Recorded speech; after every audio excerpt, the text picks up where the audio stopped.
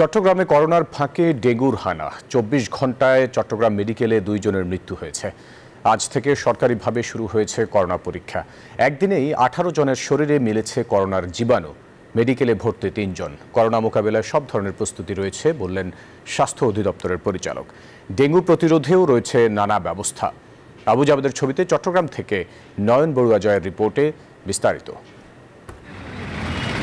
চট্টগ্রামে করোনার ভয়াবহতার মধ্যে আবার ডেঙ্গুর প্রাদুর্ভাব দেখা দিয়েছে। ২৪ ঘন্টায় চট্টগ্রামে করোনায় শনাক্ত হয়েছে ১৮ জন, আর ডেঙ্গুতে চট্টগ্রাম মেডিকেলে মারা গেছে ২ জন। ২৪ ঘন্টায় শনাক্ত হয়ে মেডিকেলে ভর্তি আছে ৫ জন, বললেন স্বাস্থ্য অধিদপ্তরের পরিচালক। সিজনটা হলো ডেঙ্গুর সিজন। বৃষ্টি থেমে থেমে বৃষ্টি, মশার ব্রিডিংটা বংশ বিস্তারের সুযোগটা হয়। করোনার জন্য যেরকম জনস্বাস্থ্য সৃষ্টি হয়েছিল, নো মাস্ক নো সার্ভিস, এটা সেটা ডেঙ্গু সম্পর্কে লোকজন জানে, কিন্তু সেভাবে প্রিকশন মেজার নেয় না।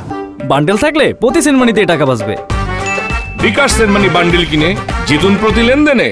তবে কিট সংকট কেটে যাওয়ায় সরকারিভাবে করোনা টেস্ট শুরু করেছে বললেন স্বাস্থ্য অধিদপ্তরের এই পরিচালক।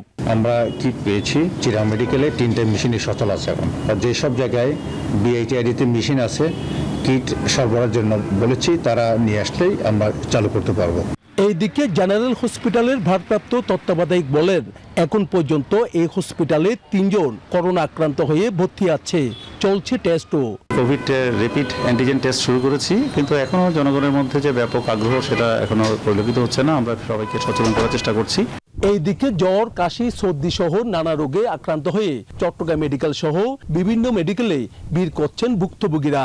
আমার আজকে 3 দিন ধরে জ্বর, গায়ে ব্যথা, গলা ব্যথা, তারপরে এখানে আসছি এই টেস্ট করানোর জন্য, এই যে করোনা টেস্টটা আর ডেঙ্গু টেস্টটা দুইটাই করাবো। জ্বর সেরে গেছে, ব্যথা প্রচুর বেড়ে গেছে, ঘুমাতে পারি না, চলতে পারি না, তাই ডাক্তার দেখাতে আসছি। তবে করোনা ও ডেঙ্গু থাবা থামাতে জনগণকে স্বাস্থ্যবিধি মেনে চলার আহ্বান জানিয়েছেন সংশ্লিষ্টরা।